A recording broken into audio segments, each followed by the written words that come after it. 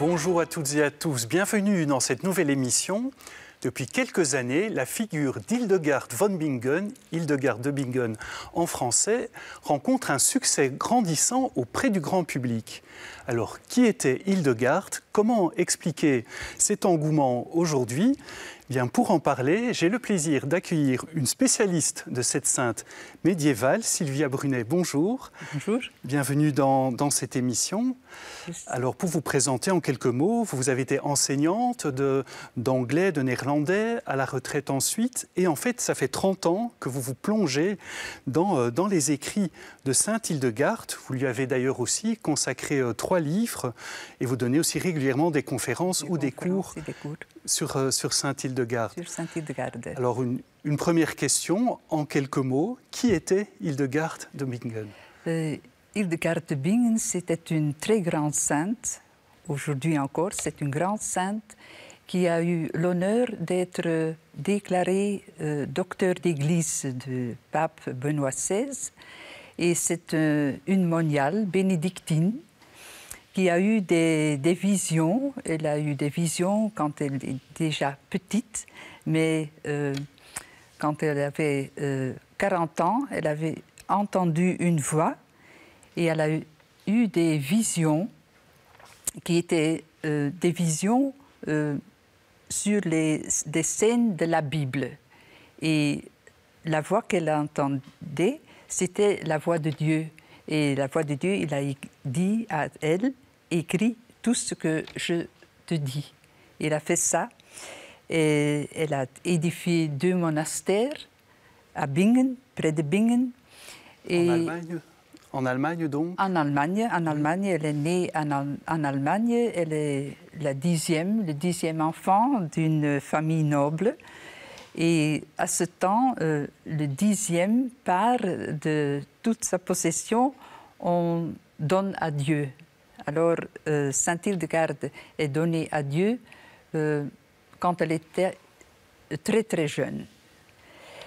Et puis, on l'a mis dans un monastère bénédictin, un petit monastère, et la maîtresse du monastère, c'était Jutta von Sponheim. Et après cette abbesse, cette maîtresse, c'est Hildegard qui devenait l'abbesse du petit monastère. Et puis, elle a transféré ce monastère. C'était un monastère qui était près d'un monastère bénédictin. Elle a transféré ce monastère à Bingen et puis un autre monastère à Eibingen. Et en fait, comme abbesse de ces 2 monastères, elle a en fait une très grande influence aussi sur des grands personnages de son époque. Oui. Elle avait une grande correspondance avec tous les grands de son époque. Et les gens demandent des conseils à elle. Elle disait toujours « Je suis inspirée du Saint-Esprit ». Et elle a écrit les 3 grandes œuvres majeures, les œuvres majeures théologiques, et puis des autres œuvres plutôt concernant les plantes. Elle a écrit des œuvres, effectivement. Elle était médecin aussi, elle soignait par les plantes? Non. Elle soignait avec les plantes, c'était l'habitude dans les monastères dans ce temps, mais elle-même, elle n'a jamais soigné les gens avec les plantes, c'est elle prie avec l'imposition des mains, elle prie, elle a fait beaucoup de miracles pendant son vivant et après sa mort aussi. Eh bien, pour découvrir cet aspect justement de sainte Hildegard, nous allons nous rendre à l'abbaye de Villers-la-Ville, où un jardin médiéval a été reconstitué d'après les indications de sainte Hildegard. Donc là aussi, 800 ans après. Dans ce jardin, on trouve des plantes médicinales donc, qui servaient à soigner les personnes. Regardez, c'est un reportage réalisé par Corinne Owen et Jean-Louis Gios.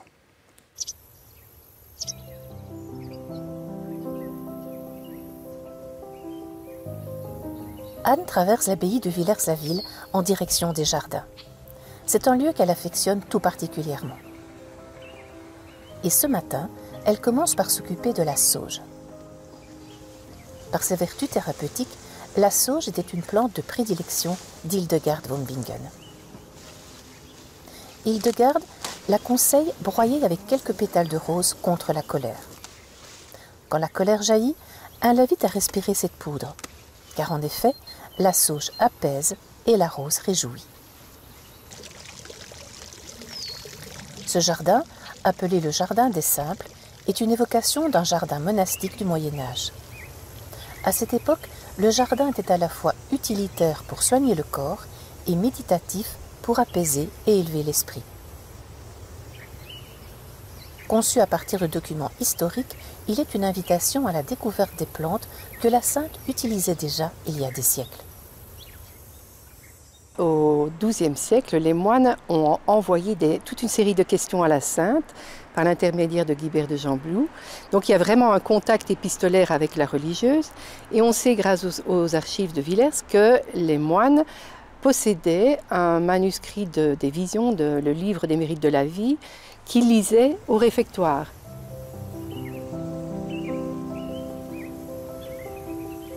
Alors nous avons créé ce jardin parce que dans les abbayes en général, il y avait toujours un jardin de plantes médicinales qui permettait aux moines ou aux moniales de se soigner.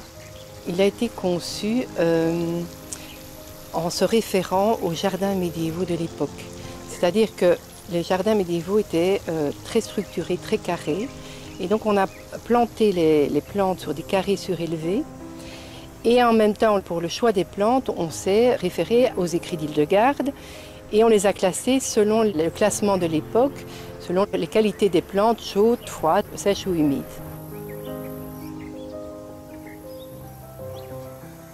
Avait-elle des plantes particulières qu'elle affectionnait? Alors, elle a des plantes qu'elle aimait particulièrement parce qu'elle apportait la joie, la bonne humeur. Par exemple, l'épeautre, qui est la céréale vraiment préférée d'Hildegard, la châtaigne aussi, le fenouil. Et toutes ces plantes ont vraiment comme intérêt d'apporter ce caractère positif aussi, qui était très important dans la santé d'Hildegard.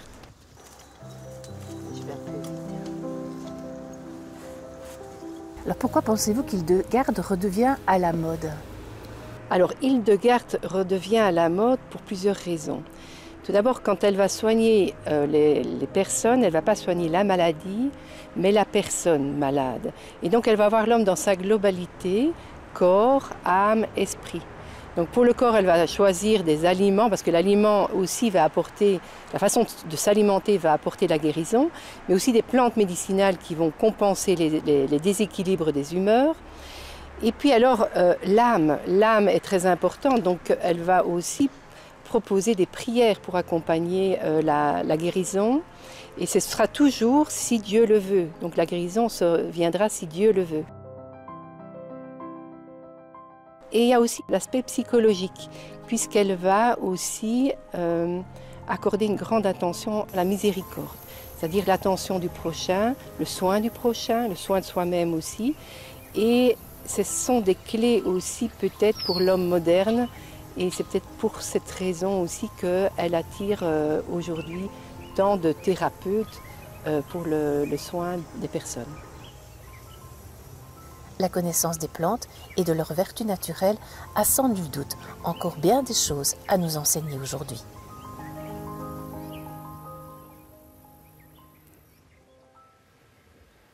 Voilà pour cette petite visite à l'abbaye de Villers-la-Ville dans ce jardin médiéval, donc qui nous a introduit un aspect de la pensée de Sainte Hildegard. Sylvia Brunet, on l'a entendu dans ce reportage. Oui, oui. Pour Hildegard, c'était important de voir la personne dans sa totalité, corps, âme et esprit. Donc pour elle, le physique, le spirituel, c'était lié, vraiment? C'est vraiment lié. C'est une unité. Hein? Pas de division entre corps, âme et esprit.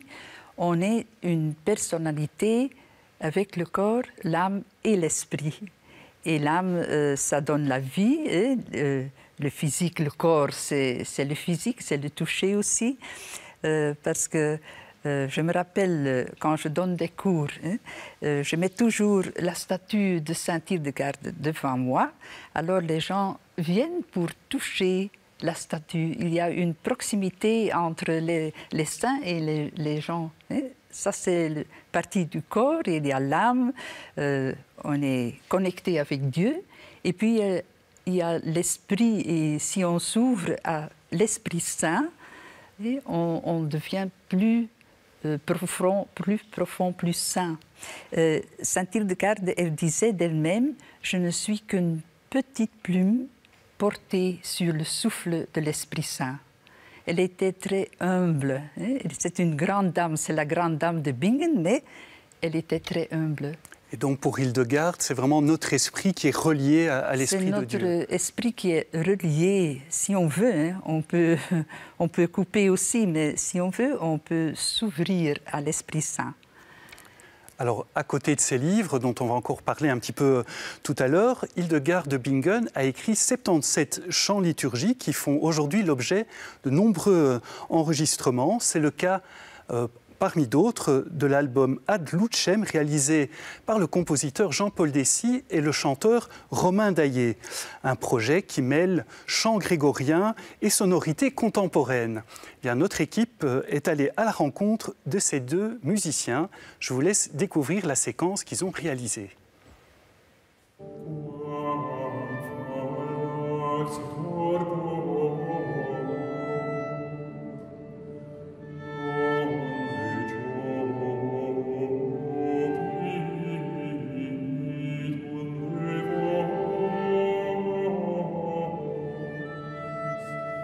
Jean-Paul Dessy, pourquoi êtes-vous fasciné par la musique d'Hildegarde von Bingen? Eh bien, Hildegarde, elle se présente à nous comme une amie, une grande amie. Vous voyez, ces figures du passé qui, à travers les siècles, nous apportent une parole importante, une parole bienfaisante, une parole qui nous transforme, qui nous aide, qui nous aime. Et donc, dès lors que nous sommes en mesure, nous musiciens, Romain Daillé, le chanteur et moi-même, d'entrer dans la musique de cette amie, pas seulement dans tout ce qu'elle offre à lire aujourd'hui, mais à vivre musicalement, c'est un cadeau immense.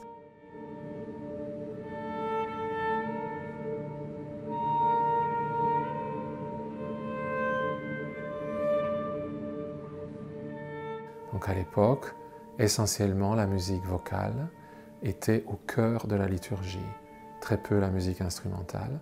Et donc, dans un monastère bénédictin, du grand matin jusqu'au soir et encore au milieu de la nuit, on chante. Donc ça veut dire que c'est une musique qui est là, ce chant grégorien, pour accompagner tous les moments les plus précieux de la vie d'un moine, d'une moniale. Mais Hildegarde ne s'est pas contentée de chanter ce qui existait déjà. Elle a composé, elle a inventé. Et ce que nous avons choisi de faire avec Romain Daillé, c'est de prendre une de ses plus grandes œuvres, en tout cas la plus longue, l'Ordo Virtutum. Et cet Ordo Virtutum est d'une certaine manière totalement avant-gardiste quant à sa forme musicale.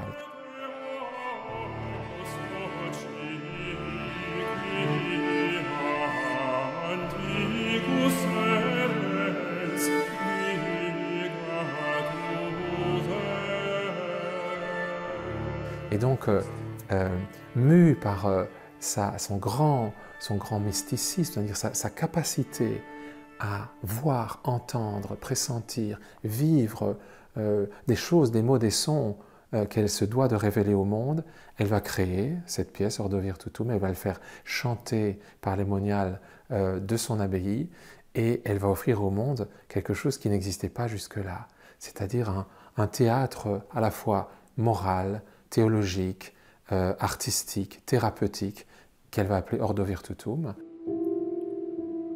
Et la musique, elle est forte pour aboutir à des transformations de notre cœur, de notre âme, de notre esprit, de notre corps.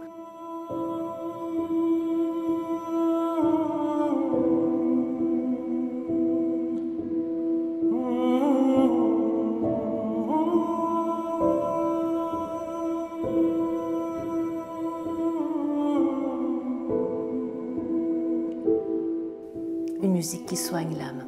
Une musique qui soigne l'âme, et elle a chanté, elle a joué avec Romain Daillé. Nous avons vu que nous-mêmes nous étions soignés dans le travail que nous avons fait pour mettre cette musique à l'honneur et dans un dispositif contemporain, dans un dispositif d'aujourd'hui, avec des instruments d'aujourd'hui. Et puis nous avons surtout reçu la parole des personnes qui sont venues nous écouter. Et là, c'était extrêmement... c'était savoureux d'entendre que ce que nous ressentions, nous, était ressenti par ceux qui nous écoutaient. Et ce n'est pas uniquement nous qui sommes là, quand nous chantons, quand nous jouons du violoncelle, quand je joue du violoncelle, quand Romain chante, quand nous utilisons des instruments d'aujourd'hui, des sons électroniques d'aujourd'hui. Nous ne sommes pas tout seuls. Hildegarde est là. Tout ce monde qui nous unit à ce monde immense dont elle a été la propagatrice, il est là. Et donc nous sommes à la fois les témoins, ceux par qui traverse tout cela. C'est merveilleux.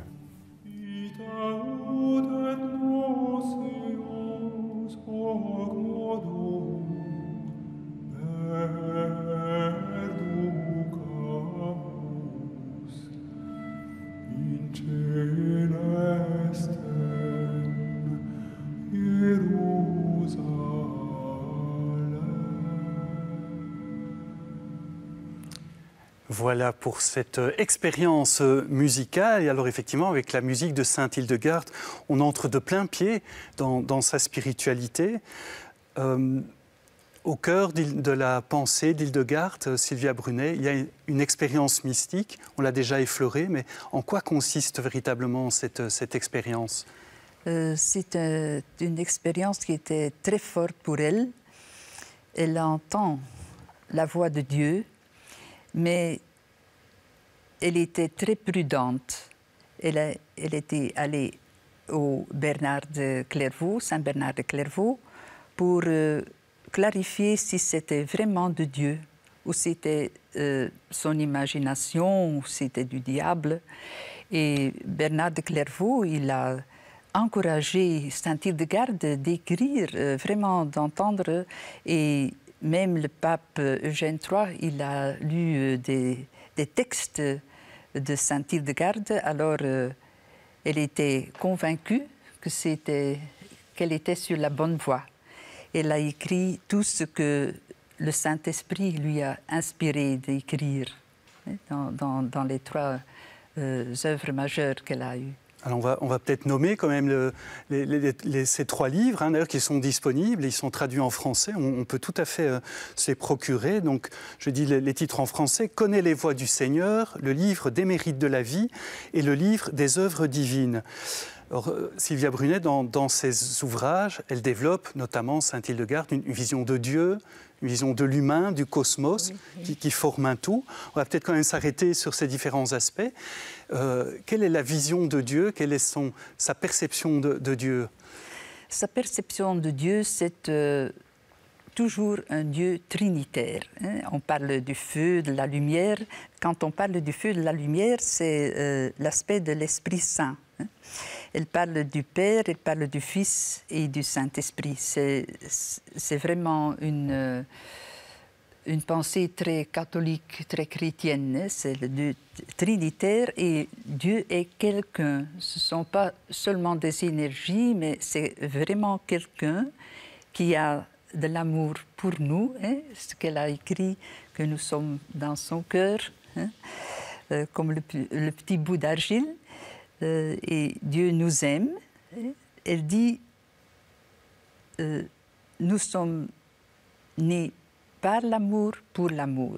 Et l'amour avec le grand A, c'est Dieu.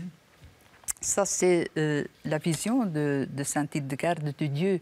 Elle dit toujours l'Esprit Saint, c'est feu et lumière. C'est l'énergie, c'est Dieu qui donne la vie dans notre existence.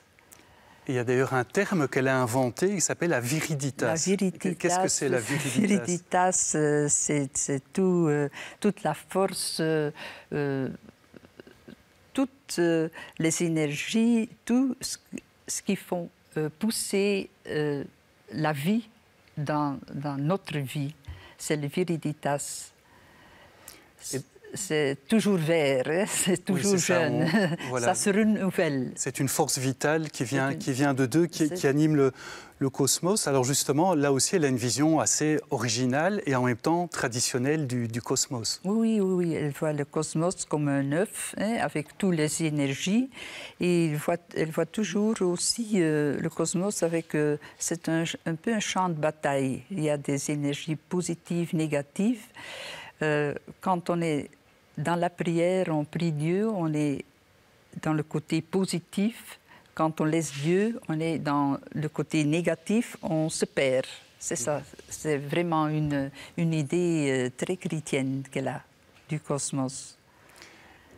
Et d'ailleurs, oui, je voulais ajouter, dans ces livres, il y a des illustrations, des enluminures, il y en a 42, je pense, qui montrent justement des images de ce cosmos. Alors pour Sainte Hildegarde, l'homme a une place particulière. L'homme a une place... Elle dit, le Christ est le centre du cosmos, mais l'homme, il est au centre, il est responsable du cosmos. Elle dit, quand il y a de la pollution dans la nature, c'est à cause des gens, parce que les gens n'ont pas un cœur pur. Hein? Maintenant, on travaille à l'inverse, on impose les règles, les règlements, mais elle travaille tout autrement. Hein? Elle dit, quand l'homme a un cœur pur, toute la nature devient pure. C'est à l'origine du cœur. C'est ça qu'on doit travailler. Et pour Sainte Hildegarde, on peut avoir un cœur pur avec aussi les sacrements. Elle donne l'importance aux sacrements, l'Eucharistie et aussi la confession. Quand quelqu'un se confesse, son cœur, son âme devient pure. Et alors, cette pureté émane, ça s'émane de lui. Et ça, c'est un principe très clair de Sainte Hildegarde. Concernant tout ce que vous me dites. Et donc, je crois aussi que pour elle, le cosmos est destiné à arriver à un accomplissement. Oui. Et c'est l'homme qui a ce rôle d'amener la création à son achèvement. Vraiment. Mais l'homme qui est lié au Christ. L'homme qui est lié au Christ, l'homme qui est lié au Dieu et qui a la force de la prière, hein, la force de sa foi. Et c'est ça qui transforme l'univers. Ce ne sont pas les règles et les règlements. Tout vient du cœur de l'homme. Et si le cœur de l'homme est lié au Dieu, on va arriver à quelque chose de bien. Autrement, on est perdu. C'est ça qu'elle dit. Et je veux dire quelque chose. Dans le Civias, elle décrit aussi les états d'âme des gens qui reçoivent la Sainte Communion. Et elle a vraiment des catégories là-dessus. Il y a des gens qui sont très froids, les gens qui sont très beaux aussi. C'est très beau. Je vous exhorte de lire les livres de Sainte Hildegarde, pas seulement les livres sur Sainte Hildegarde. Quand on lit vraiment le Civias, les mérites de la vie et les œuvres divines, avec la Bible à côté. Alors, on va s'approfondir. Le pape Benoît XVI, vous l'avez dit, il a proclamé docteur de l'Église. C'est en quelque sorte le plus grand honneur, entre guillemets, qu'une sainte peut recevoir. Ça veut dire que son enseignement est vraiment reconnu. Avant ça, parfois on se demandait, mais est-ce que Sainte Hildegarde, sa pensée est vraiment chrétienne? Oui, elle est vraiment chrétienne. Hein. C'est une sainte, c'est une personne. On ne peut pas être plus chrétienne que Sainte Hildegarde. Tout ce qu'elle dit, c'est vraiment basé sur la Bible, sur la foi. Oui. On a abordé donc ce rapport au cosmos. Est-ce qu'on pourrait dire que la pensée de Sainte Hildegarde est un peu une écologie intégrale avant la lettre, en référence à ce que disait le pape François, qui dit que l'écologie concerne à la fois l'humain, le rapport, et même avec une dimension sociale aussi. Oui, c'est ça. Elle décrit la création, c'est toujours concentré sur Dieu et le rapport entre Dieu et l'homme. Et bien sûr, la nature, hein, c'est à notre disposition. et c'est nous qui sommes responsables. Oui, oui, c'est une écologie totale, hein, intégrale. Alors une dernière question, Sylvia Brunet, est-ce que vous diriez que la pensée mystique d'Hildegard répond d'une façon ou d'une autre à la recherche spirituelle qui est quand même très présente à notre époque, en tout cas en Occident, chez nous? Oui, je pense que oui. Je pense que c'est la providence et on a toujours dit ce que saint Hildegard a écrit, ce n'était pas pour son époque, c'est pour notre époque. Et c'est la providence de Dieu parce qu'elle était très réceptive, hein, elle a une grande foi, alors c'était son instrument. Hein. Elle disait, Dieu, je veux faire ce que tu veux que je fasse.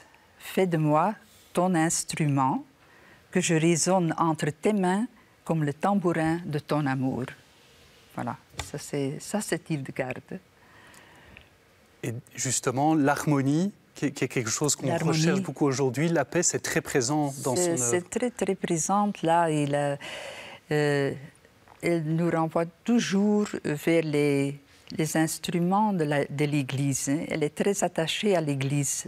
Alors pour elle, les sacrements, et ça c'est très important pour elle, pour réussir et pour sauver, même pour sauver la nature, même pour sauver l'univers.